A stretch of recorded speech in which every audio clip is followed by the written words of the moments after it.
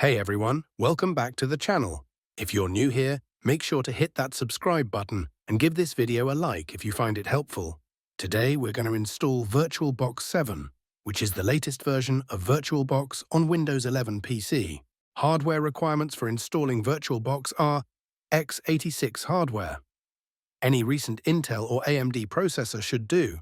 As for the memory, on the website it shows 512 megabytes, but I personally think it's going to suck. So you should have at least 2 gigabytes of RAM. And moving on to storage, you're going to need at least 5 GB of storage, and if you can give it more, it'll be even better. And presently, VirtualBox supports many operating systems, including Windows, Mac OS, and many Linux distributions and more.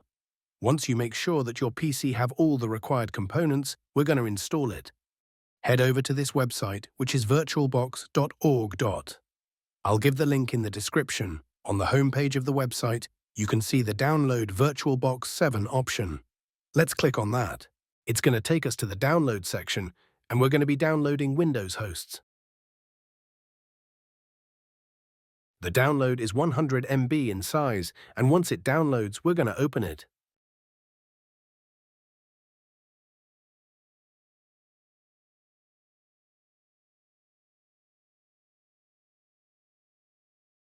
Now click Next, and we'll be using the default settings for the path and installing features. But if you want to change the path to another drive, you're free to do so. But I'm keeping the default settings.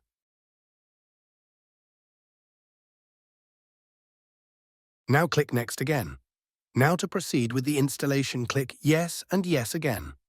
And finally, Install. Click Install.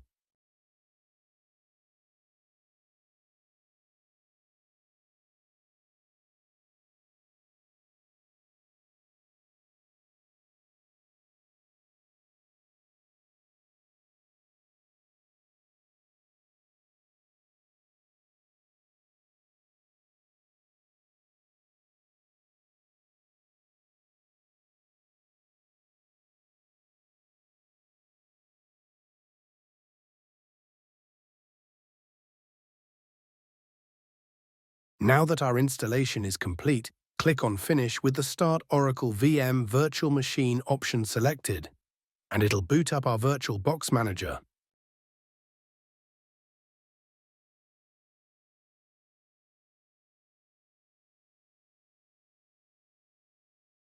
Now we should install the extension pack, so we're going to go back to the browser.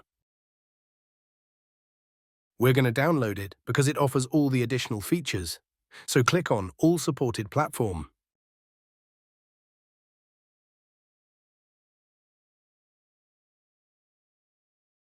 Now open the extension pack. Click Install, scroll down and click I agree. That's it. Now we can use VirtualBox to install and run multiple operating systems. Once again, don't forget to subscribe if you find this video helpful.